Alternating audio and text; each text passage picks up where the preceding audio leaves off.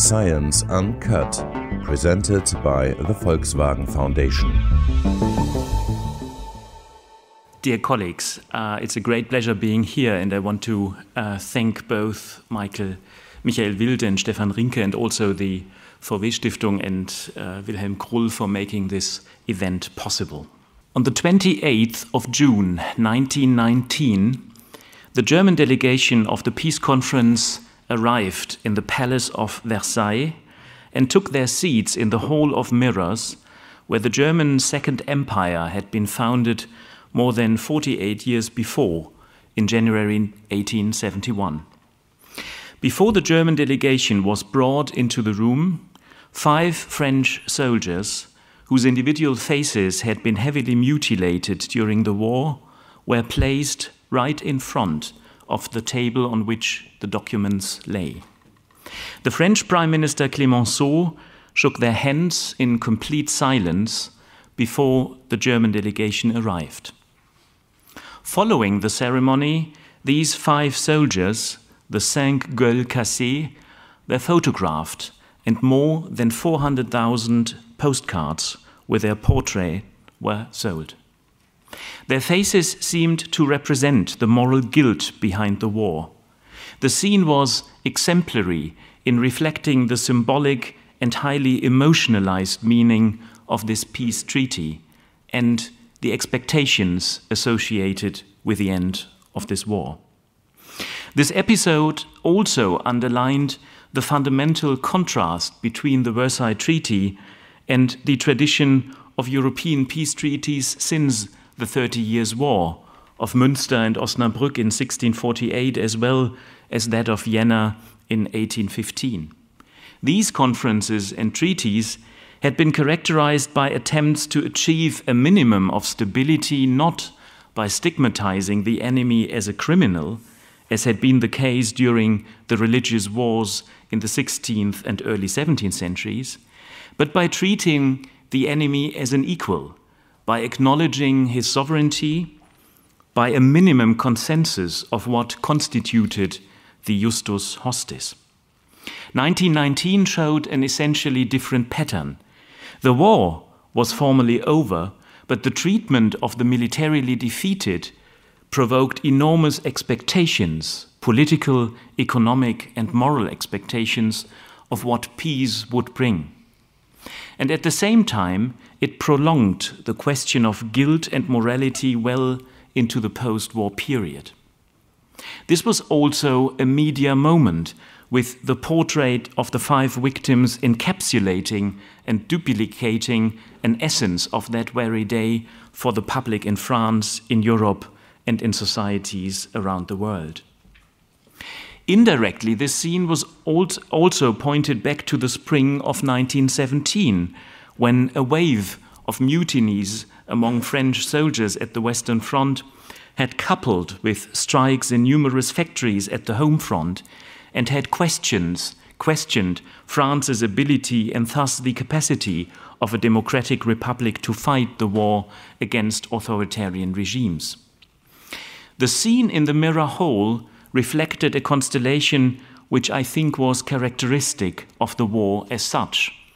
The relation between permanent crises in a war of attrition, millions of victims, and the expectation that any post-war order would validate, would legitimate the price which millions had paid for the war. And in a way, that constellation could also be applied to Woodrow Wilson and his promises in 1917, and also to Lenin. When the American president developed his vision of a new world order in that year, his focus on the right of national self-determination, particularly that of small nations, played an almost fundamental role. And I quote, "No nation should seek to extend its polity over any other nation or people, but every people should be left free to determine its own polity, its own way of development, unhindered, unthreatened, unafraid, the little along the great and powerful." Against the background of the First World War and the hitherto unknown number of victims, contemporaries sought to answer the question what the causes of this catastrophe had been. Wilson's answer pointed to the suppression of nationalities in continental Europe. This war, he said, had its roots in the disregard of rights of small nations and of nationalities which lacked the union and the force to make good their claim to determine their own allegiances and their own forms of political life. The American president's own premise of democratic and national self-determination, it represented, together with Lenin, a counter-model to what he and others came to regard as autocratic, anachronistic empires with their complex ethnic composition. Seen in retrospect, the First World War and the subsequent end or dissolution of continental empires not only seemed to mark the triumph of Western democracy, it also represented the victory of a national paradigm of nation-states and nationality. The combination of war efforts in the name of democratic participation and national self-determination proved to be enormously suggestive. Summarizing his war experiences and his hopes for a new post-war order, Henri Barbusse, the author of what I think was the most radical war novel, Le Feu, published after Verdun in 1916, Henri Barbusse wrote in 1918, and I quote, "Humanity instead of nation." In 1789, our French revolutionaries proclaimed, "All French are equal." But we, the witnesses of this war, have to say, "all human beings," because the equality of all necessitates rules for all men on earth. This sentence, this hope that this world war with its more than 17 million dead soldiers and civilians would not be in vain, and that it would lead to a new world order and a new era of peaceful internationalism, had an enormous power in 1917 and 18 and well beyond, and in a way it never again lost its appeal. Why? Why then was it so difficult to put this hope into practice? Why did the Paris Peace Conferences, these months that changed the world from spring 1919 onwards, not succeed in establishing an era of peace and international stability? It was the bitter disappointment and the disillusion of the hope that the First World War would be the war to end all wars that has accompanied the 20th century and in a way still accompanies us today. I believe that every historian who wants to contribute answers to this question will have to engage with global developments from 1917 onwards, will have to engage with a complex combination of war, revolution, and world counter-revolutions. It's against this background that my paper will concentrate on two main questions. I will look at 1917 and what I call the global revolution of rising expectations. And my second main chapter will look at how to manage these rising expectations after 1918 and 1920, after 1918, 1920, problems of post-war order and the problem of continuing violence. So let me turn to 1917 and the global revolution of rising expectations. And I should say in advance, this is all going to be a bird's eye view. It's very symptomatic and not systematic, but maybe that will give us some food for thought. The experience of totalized warfare and the enormous number of victims after 1914 made any peace settlement based on compromise almost impossible. If the victims of this war should not be in vain, only a peace based on a maximum of political and territorial gains seemed acceptable. This combination, I think, fueled and radicalized the discussion on war aims during the war, and it also explained why the war could only end once one side was simply too exhausted in its military, economic, and social resources to continue fighting. Rising expectations thus characterized all states and societies, and it combined internal and external dimensions of politics. Where then is it possible to see this global revolution of rising expectations in 1917, in this impossible year a year characterized by mutinies and strikes, by peace bargaining, by social tension mounting, by the question of what political loyalty and political legitimacy consisted of. In this premise, the global revolution of rising expectations, I try to apply Alexis de Tocqueville's famous interpretation of the French Ancien Régime and the beginning of the revolution to the context of the First World War. And I will, as you will see, leave out the classical two examples, that is, the US entry and the two Russian revolutions, and take another turn, another perspective, focusing on three structural constellations.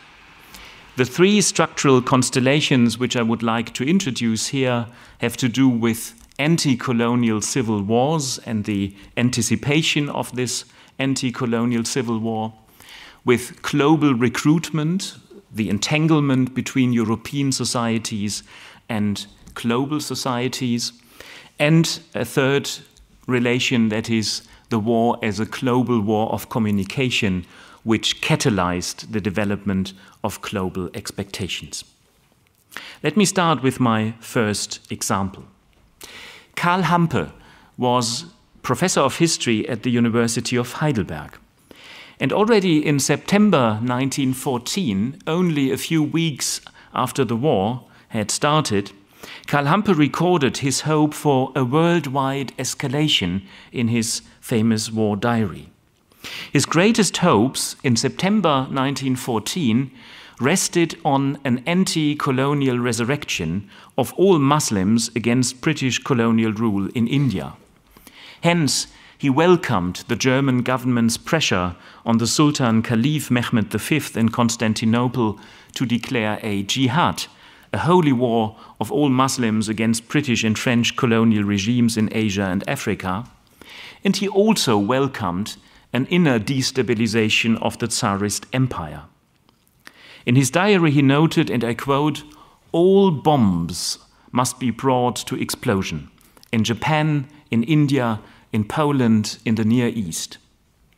And in fact, the German military high command had established a special section which concentrated on worldwide operations in support of anti-colonial movements.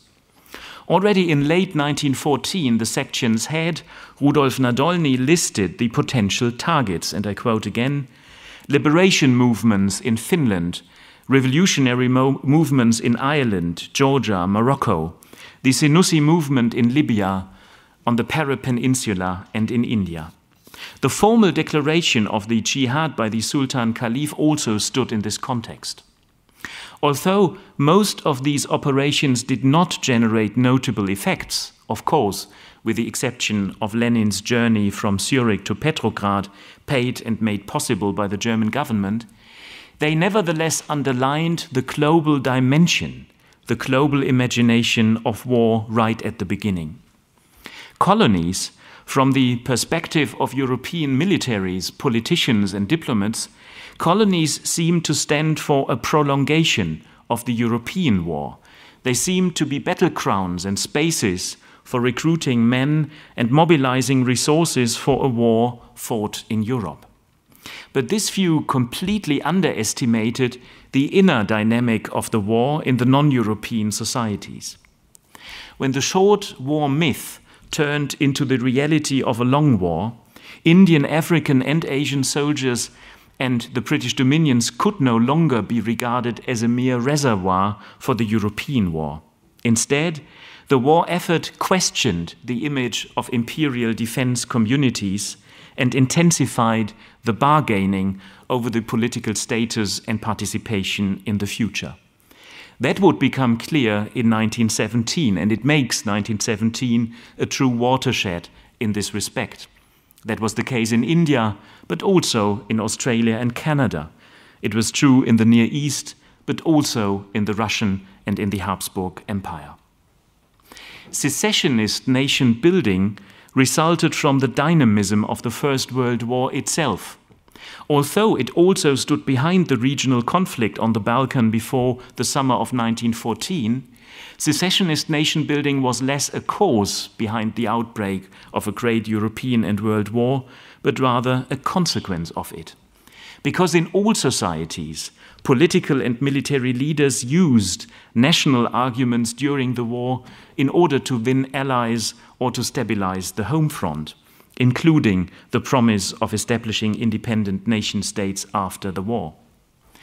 Besides provoking hopes of social and political participation, the war thus catalyzed competing national expectations, creating the context for an escalation of these rising expectations with revolutionary consequences after 1916-17. This factor stood behind British and American support for Tomasz Mazaryk's campaigns in exile. It stood behind German help for Ukrainian and Finnish nationalists.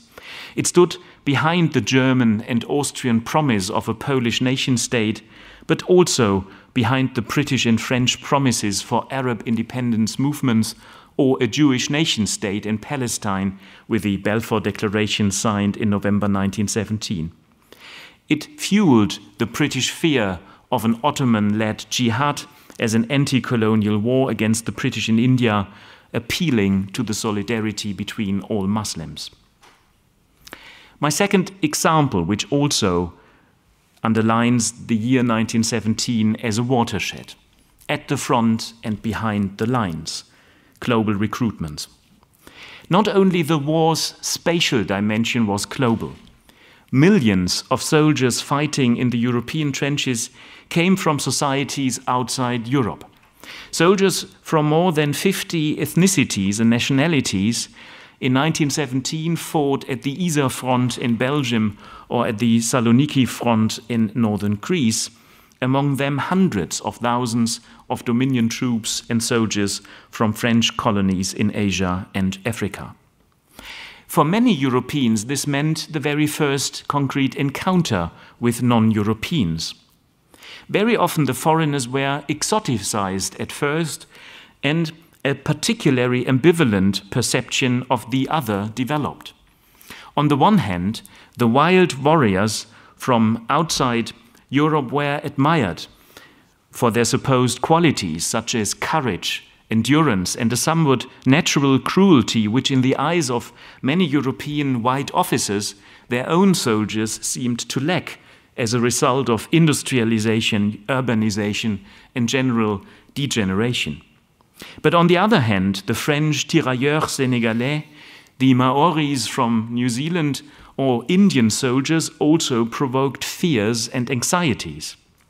Whereas the recruitment of black soldiers in the Allied armies provoked Germans to point to the barbarism of Allied warfare, many French, British, and American officers regarded the non-white soldiers in their units often as wild and naive children.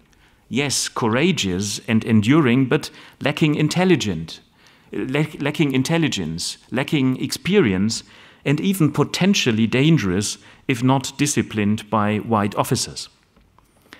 The war did not become a melting pot.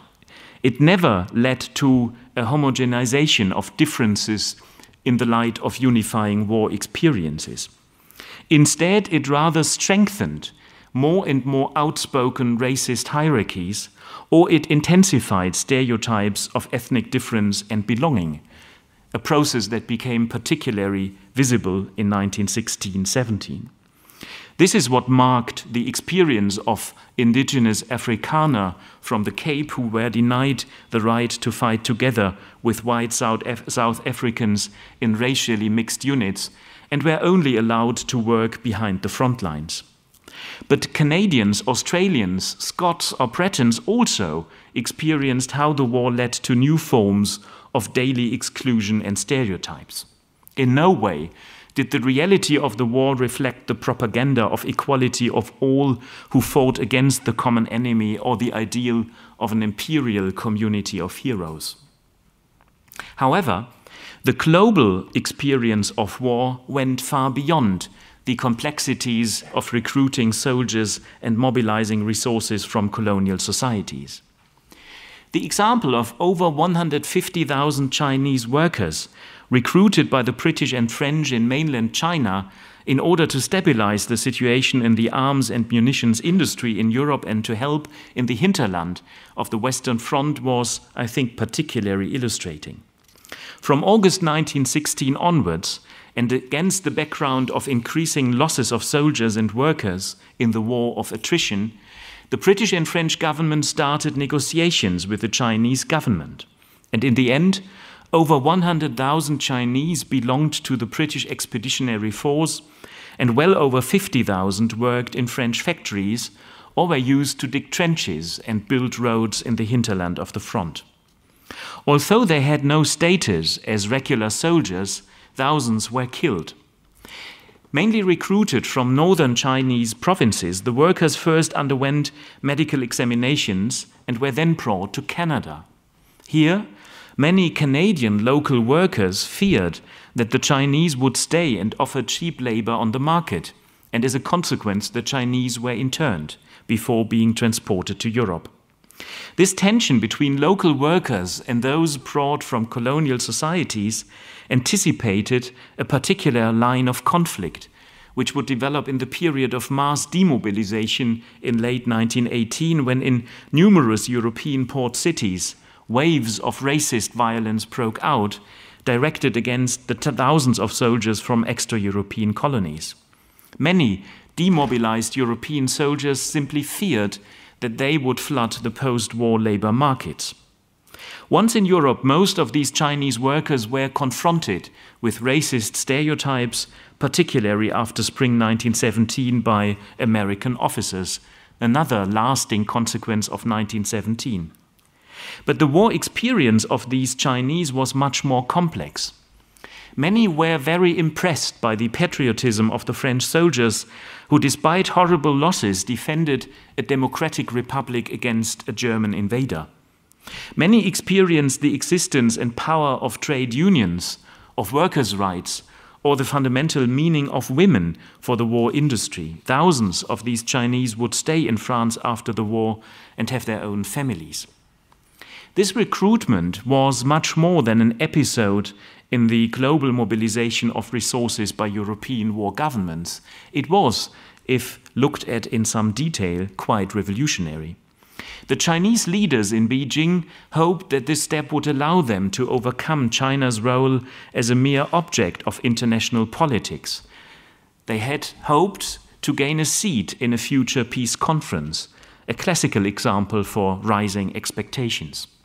And furthermore, the recruitment took place in a period of an intensified perception of Western models by Chinese intellectuals, who in 1917 would concentrate all their hopes on the promises of the American President Woodrow Wilson, including the right of national self-determination, which they regarded as a chance to free their country from foreign intervention and de facto colonial rule, be it by European powers or by Japan. The encounter between the Chinese and the European war had far-reaching consequences. A number of Chinese intellectuals came to Europe and realized the importance of alphabetization among their compatriots. Yan Yang-hu, also called James Yan, began to organize courses among the workers and in the end even published a Chinese newspaper behind the Western Front. Returning to China in the 1920s, he began to organize a mass movement which should foster education and alphabetization in the Chinese countryside. Thousands of young people joined the movement, which eventually included over 5 million young students and scholars, including a young man called Mao Zedong, who volunteered to become a teacher in the countryside. My third example: global communication and global expectations. When the United States joined the Allies and entered the war in spring 1917, this step clearly provoked a wave of worldwide expectations, not only hopes for the creation of new nation-states out of the crumbling multi-ethnic empires of Russia, Habsburg, or the Ottoman Empire, but also hopes for a new post-war order which would overcome the status quo of colonial rule.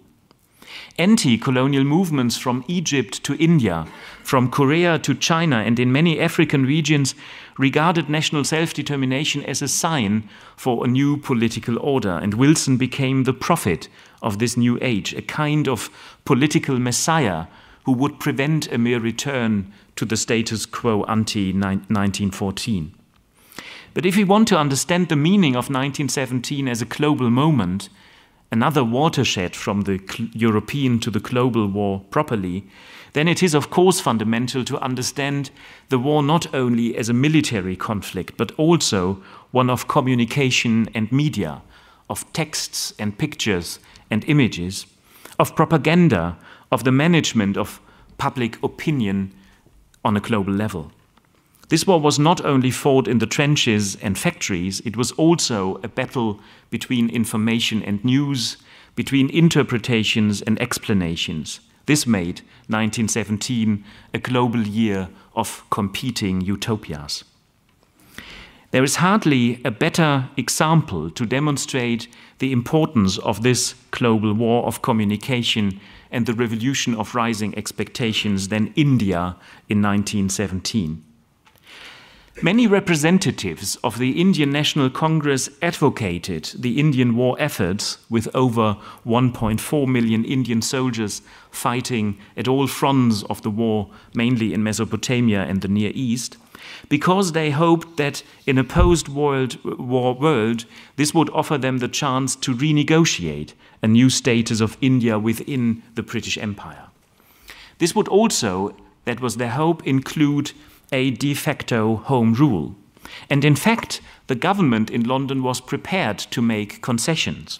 In August 1917, Sir Montagu, the minister responsible for India, proclaimed, and I quote, "The increasing association of Indians in every branch of the administration and the gradual development of self-governing institutions."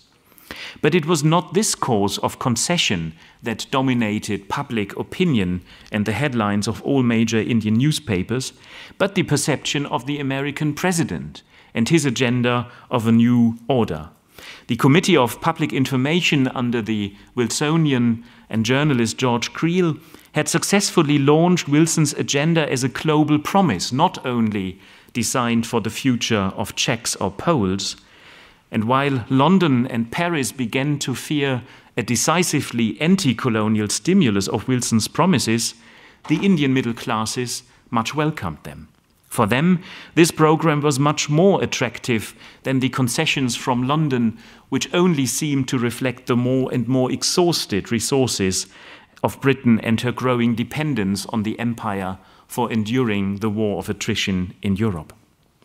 And very similar hopes developed in other parts of the world, not least in China and Korea. However, the rising expectations of a new world order, combining self-determination, democratic participation and collective security, so much catalyzed by the global network of effective war propaganda, would soon be disappointed. Soon after the Paris peace conferences, the search began for radical alternatives in many colonial societies.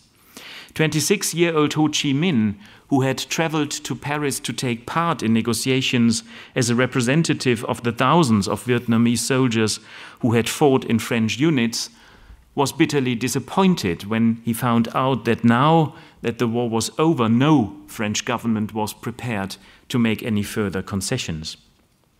Against this background, it was no accident that the immediate post-war period was marked by new waves of violent conflicts over the future of colonial regimes.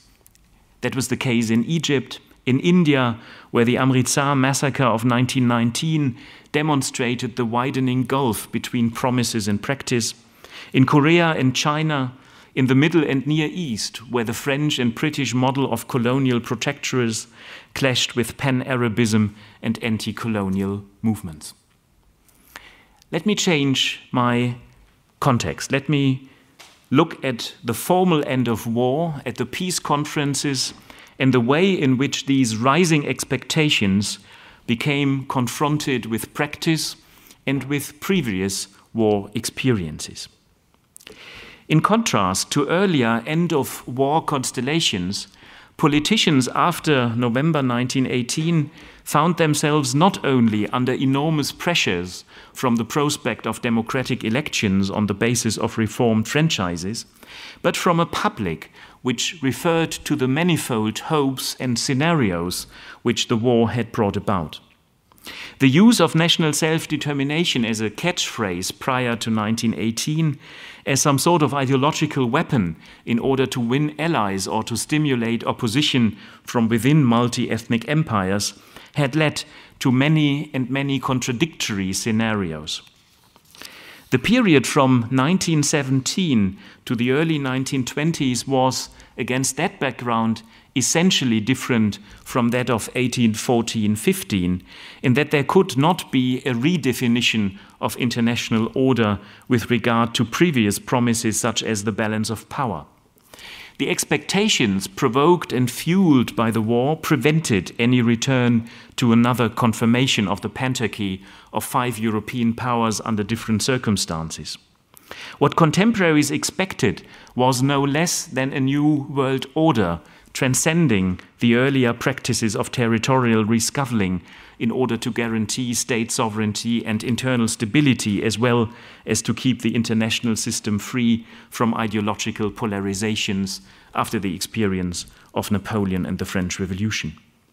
The messianic impression of Wilson's promises to combine a new world order with the idea of democratic values and national self-determination, and in a way one could apply that also to Lenin, reflected, in my view, the exhaustion of European models, of European visions and legacies of the 19th century, especially liberalism. And it also pointed to the global longing for a model of politics which would combine external security and internal stability in the name of an ideal which would prevent any future war. The American president based his vision on a very suggestive analysis of the factors that, in his view, had caused the World War. 1914, in his view, had to be interpreted as the consequence of a misguided European system of militarization, the uncontrolled development of state power, of secret diplomacy and autocratic empires which had suppressed the rights and interests of national minorities. The counter model which he provided seemed all the more promising since it was seen against the background of these exhausted variants of European liberalism, and it offered an alternative not just in terms of content, but also in terms of political style. The Wilsonian, and in a way also the Lenin moment, called for a quasi-universal democratization of both societies and the international order, thereby bridging the gap between domestic politics and the international system. In that way, the Wilsonian moment could not just be applied to national minorities within continental European empires, but had, as I've outlined above, from 1917 onwards a global meaning. The war had thus provoked rising expectations on a hitherto unknown level, expectations of political and social participation, mass democracy, universal franchises, women's rights to vote, of national self-determination, of greater independence and autonomy, and of ending an era of warfare by a new system of public diplomacy and collective security. But these examples also underline the potential disappointment and disillusionment in the context of the peace conferences. In other words, the peace was overburdened with expectations from all sides, from all societies, in Europe and beyond, in victorious as well as in defeated societies. How can we structure this confrontation between expectation and experience, between hopes and practice? I would like to develop 8 points in trying to structure this confrontation which characterized the years after 1917. My first point. The implementation of the new post-war order depended on a highly complicated cooperation between Wilson, European politicians and diplomatic elites, which all came to Paris with very traditional views on key concepts, such as security, sovereignty, national interest, and also brought with them their very particular experiences of the war, as well as the lessons they had derived from it. As a result, the Wilsonian moment became compromised and very often overshadowed by premises such as the French obsession with security against Germany, or the very strong anti-Bolshevist position of Wilson himself, or the British Prime Minister David Lloyd George. Against this background, the combination of the 5 treaties rather overshadowed the complexity of a new reality, which the treaties never fully represented. The post-war settlement was hence problematic from the beginning because it was based on the illusion of a new order and a new narrative of international order being decided upon in Paris. In fact, fundamental developments during and immediately after the war had already led to new realities in a number of conflict zones, in particular in the shatter zones of empires. The tri-national kingdom of Serbs, Croats and Slovenes was already in existence. It only sought international recognition, whereas in the Near East effective boundaries of zones of interest had already been defined by Britain and France during the war on the basis of the Sykes-Picot Agreement of 1916, a constellation made even more complicated by the Balfour Declaration in late 1917. Contrary to the idea of a break from the past and contradicting the idea of national self-determination, the colonial empires of France and Britain were not reduced. They expanded when former German colonies and mandate zones in the former Ottoman Empire became integrated into the existing empires. The end of the war marked a peak moment in the history of European imperialism and a difficult beginning of decolonization and imperial overstretch, as the events in Amritsar in April 1919 demonstrated. My second point. If there was a break with the past after 1918, it was the end of monarchical empires on the European continent. But it was not the end of imperialism or the concept of empire as such. They continued in new forms even after the end of continental empires. In sharp contrast to the settlement of 1814-15, which had brought about a reconfiguration, you may say a reformulation of the monarchical principle, ranging from parliamentary over constitutional to autocratic variations of monarchy, the watershed of 1919 separated the idea of empire from that of monarchy. After 1923, there was no major monarchy left on the European continent east of the Rhine and in the whole Eurasian sphere, since in China the monarchy had already been abolished in 1911, and in Turkey the Sultanate was no more than a symbolic bridge between the imperial past and the Turkish Republic, founded in 1923 after the successful revision of the Treaty of Sèvres. If in 1814 and 15 monarchy had been regarded as a prime instrument to achieve and guarantee internal security and external stability, then this belief was now delegitimized, and I would say a process which had started and which was marked by 1917. My third point. The creation of new states with particular historical legitimacies could take the form of an apparent reconstruction, as in the case of Poland. But in fact, this had less to do with a peace settlement in Paris, but rather with new forms of violence, with a war of liberation, started by the Poles under Piłsudski in the shadow of the Great War. This rather corresponded to earlier models of nation building through wars of liberation, somehow amalgamating elements of civil war and state war against a foreign power which was perceived as an imperial oppressor. Here, as in the case of Ireland in 1916, the legacy of 19th century premises of nation building through war proved to be quite decisive. But what was even more important, we can see the beginning or the continuity of new spaces of violence which transcended the end of the formal end of state war in November 1918. What the Paris settlement established was a new balance between rump states from the former centers of empires, Austria and Hungary, as well as the Turkish Republic after the successful revision of Sèvres in Lausanne, and new states in the former peripheries of empires, be it nation states, as in the case of Finland or the Baltic states, or new creations of bi- and tri-national states as Czechoslovakia or Yugoslavia.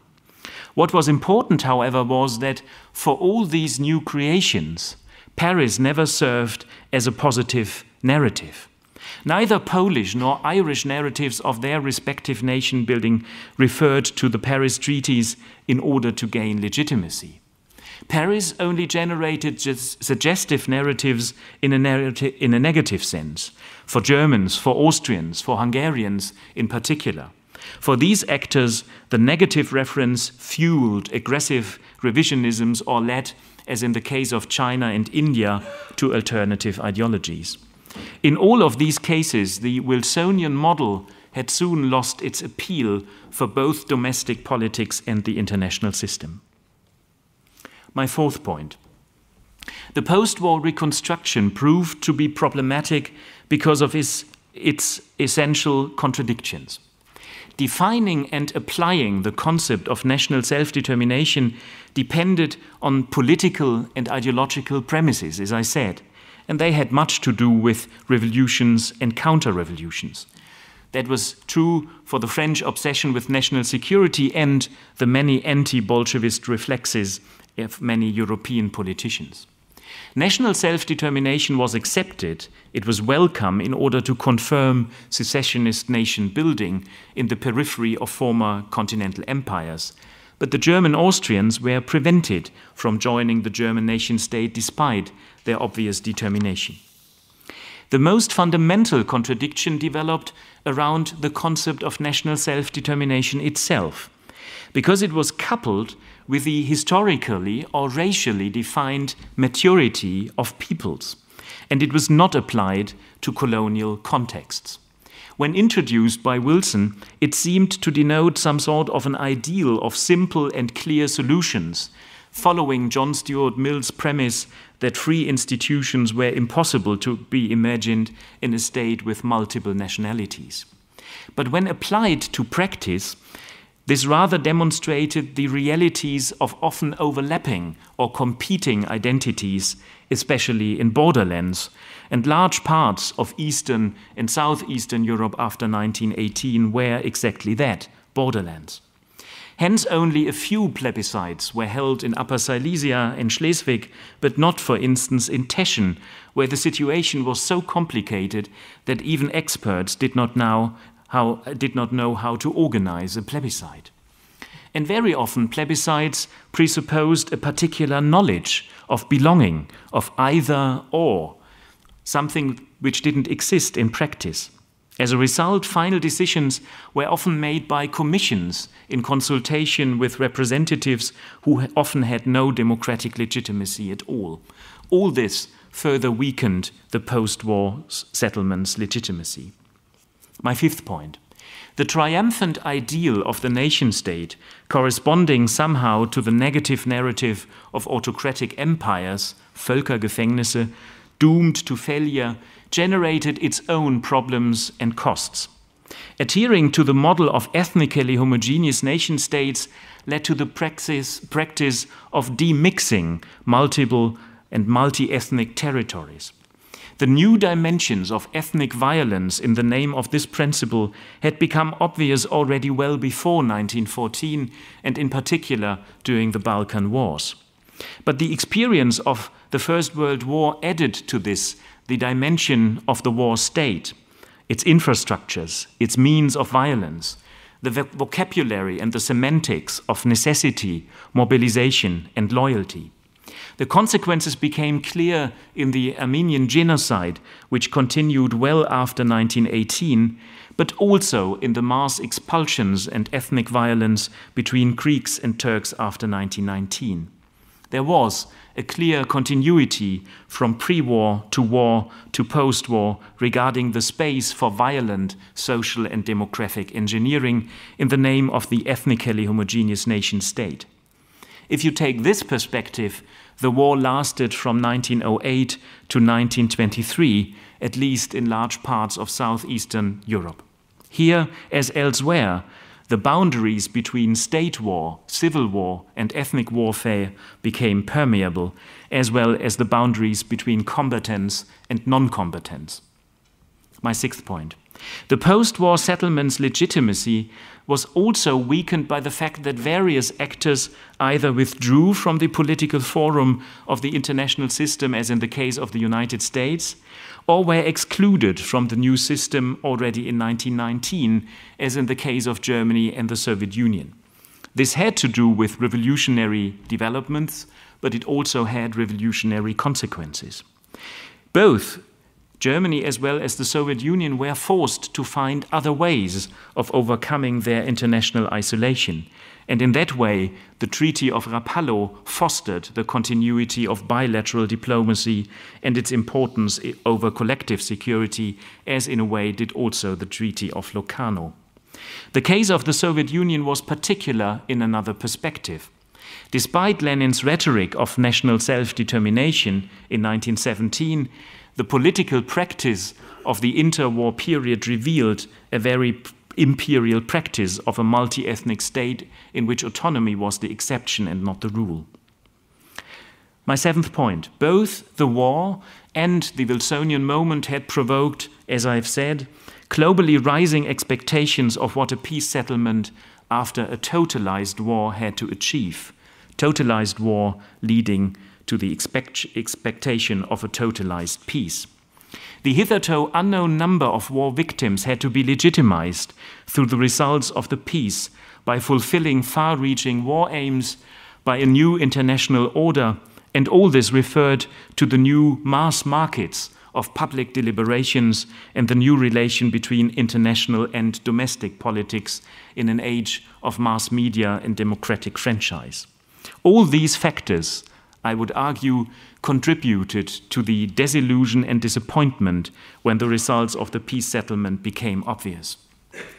Turning away from the international order paved the way to multiple revisionisms. In turn, they could be easily used in domestic conflicts, and in that way, foreign political revisionism provided the munition for political conflict and ideological polarization within post-war societies. That was by far not only the case in Germany or Hungary, but also in Italy. The Vittoria Mutilata corresponded well to the various stab-in-the-back myths and narratives of conspiracy and treachery, which would further weaken the reputation of post-war liberal political regimes. For the defeated Germans, the economic and monetary legacy of this peace settlement linked any domestic political conflict easily to the trauma of Versailles. This is what poisoned German political culture and prevented, in the long term, the evolution of a positive Republican narrative after 1918. And in a global perspective, similar disappointments were quite obvious. In China, where protests against Western and Japanese imperialism led to the 4th of May movement and to a national revolution. In India, or in the Arab world, where promised independence turned into the reality of mandates in which French and British colonial rule continued. Only Turkey succeeded in overcoming the cage of the treaty by violence. After 1923 and the establishment of the Turkish Republic, it was the only example of a saturated power which did not follow any more revisionist aims. My last point. A last contradiction of the settlement can be seen in the tension between politics and the economics of the treaty system. This was clear for many critical observers of the Paris Peace Conference, as Keynes' contemporary interpretation indicated. In his book on the economic consequences of the peace, he argued that the reparations would not only burden the international economic recovery, but would also contribute to the social instability of Germany. The main outcome of all this was a dual dissolution in the international system as well as in post-war societies. Wilson himself admitted in 1920, and I quote, "When I gave utterance to those words, that all nations had a right to self-determination, I said them without the knowledge that nationalities existed which are coming to us day after day. You do not know and cannot appreciate the anxieties that I have experienced as a result of many millions of people having all their hopes raised by what I said. The post-war period was characterized by elements of continuity and discontinuity, by revolution and counter-revolution. There had been no simple antagonism between empires and nation-states before 1914, but rather a complex combination between nationalizing empires and imperializing nation-states. And after the formal end of the war, there was no simple antagonism between the end of bad empires and good nation-states, between good revolutions and bad counter-revolutions. The end of autocratic and monarchical systems, the breaking up of multi-ethnic continental empires, it was followed by the creation of new nation-states which were often neither democratic nor stable and which sought classical alliances instead of relying on collective security in order to survive in a world of aggressive revisionisms. If there was a triumph of the model of a homogeneous nation-state, it became more and more dissociated from the democratic principle in practice, and it came with the enormous costs of mass expulsions and ethnic violence, demonstrating the potential of destructive utopias, provoking new tensions between revolutions and counter-revolutions. This triumph of the nation-state did not replace the idea of empire, it rather coexisted with continuities of old empires in new formats, as in the Soviet Union and to a certain degree in Turkey as well, and it went together with the expansion, as I've said, of the colonial empires of France and Britain, with new imperial aspirations, as in the case of Japan and the United States. And finally, the tradition of imperializing nation-states resurfaced again during the interwar years, but now in a much radicalized form, with revisionism turning into violent empire building in Germany and Italy. Let me come to my conclusion. The World War ended what one may describe as a world history still imagined by most Europeans and also beyond as a European history of the world. Global interactions and entanglements had clearly already been part of the pre-1914 period, but it was the war that fundamentally challenged political balances and hierarchies. The European pentarchy, the system of 5 great powers, collapsed with the disintegration of the Tsarist Empire and the Habsburg monarchy, while, as I said, at the same time, the British and French empires expanded and reached their peaks. Imperial overstretch, the history of the long decline, one may argue, also began after 1917. And furthermore, the war, as I've tried to show, had provoked rising expectations on a hitherto unknown level. Expectations of political and social participation, of national self-determination, independence, autonomy, dominion status, of ending an era of warfare by a new system of public diplomacy and collective security. For many societies, for the Poles, the Irish, the Canadians and Australians, the war marked a fundamental period of nation building, of political but also of cultural emancipation. For the many soldiers returning from Europe to their homes in South Africa, Australia, New Zealand or Canada, their war experiences were not only and no longer contributions to a British war in Europe, but became part of a distinct national narrative. But for most Indian, Asian, African war veterans, their war efforts, the uncountable victims, the proven loyalty, were never translated into any political capital. In other words, measuring the promises of 1914 against the reality after 1918 would question the European models and the European visions of political rule.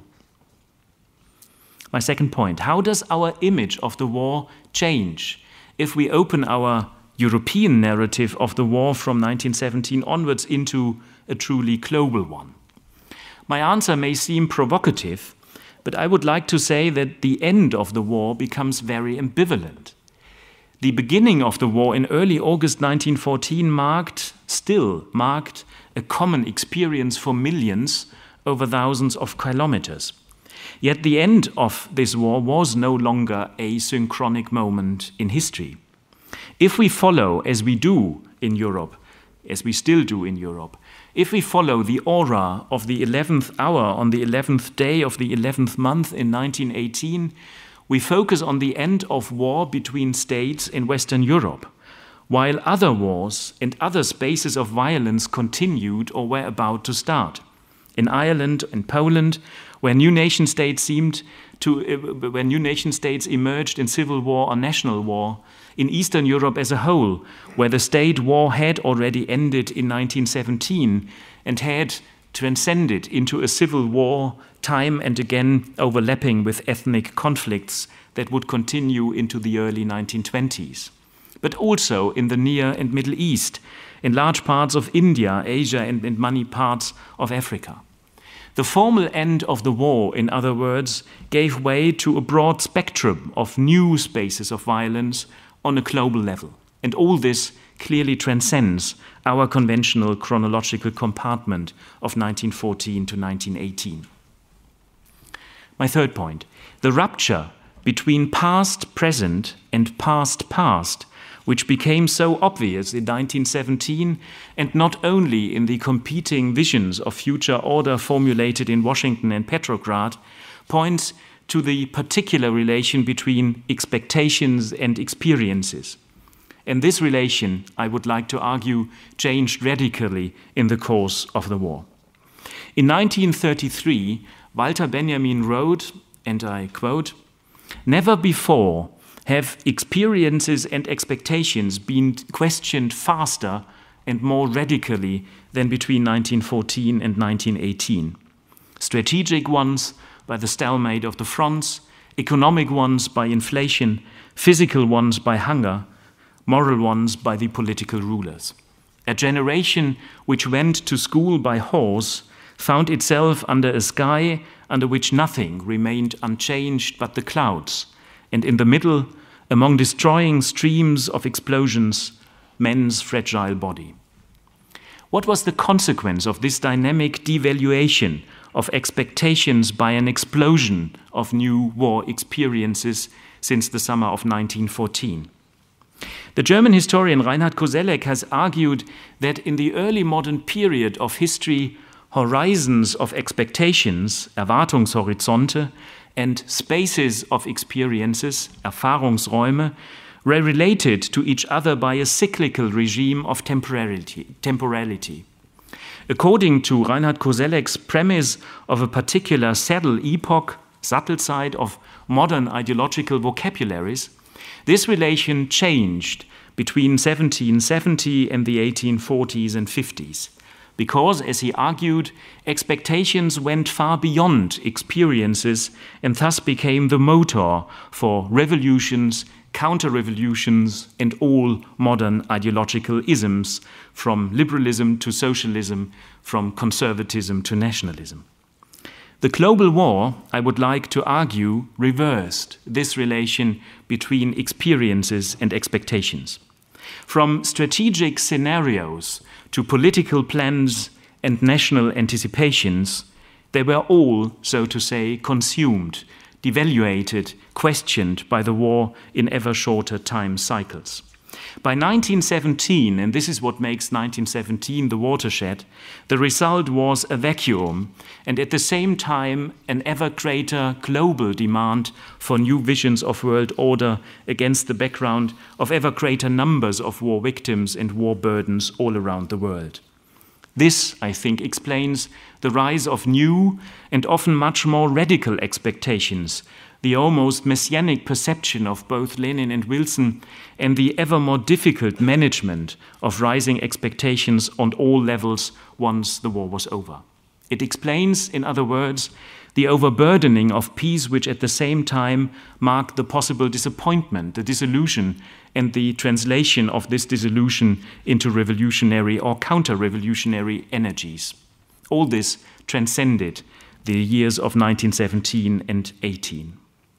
My very last point, and let me once again return to Henri Barbusse writing in 1918. He said, as I quoted at the beginning, humanity instead of nation. In 1789, our revolutionaries proclaimed all French are equal, but we, the witnesses of this war, have to say all human beings, because the equality of all necessitates rules for all men on earth. This sentence, the hope that this war would not be in vain, has never again lost its appeal, but nobody can say that we have seen these expectations fulfilled. Rather, the disappointment, the disillusion of the hope that this world war would be the war to end all wars has accompanied the 20th century and still accompanies us today. The discourse on foreign policy changing into a domestic policy of the world, a Weltinnenpolitik, this discourse indicates that conflicts have not been solved, but that they re-emerge in different form. We are today no longer confronted with classical state wars, but with asymmetric civil wars and eroding boundaries between war and terrorism, between armies and militias, between combatants and non-combatants. And the global conflict zones in Eastern Europe, in the former Yugoslavia and in the Near and Middle East remind us of the shatter zones of multi-ethnic empires and the very long shadow of this war even after 1918. If in August 1914 the box of Pandora was opened, then some of the violent legacies of this war are still with us today. This past is, and I believe it will remain, very present. Thank you very much.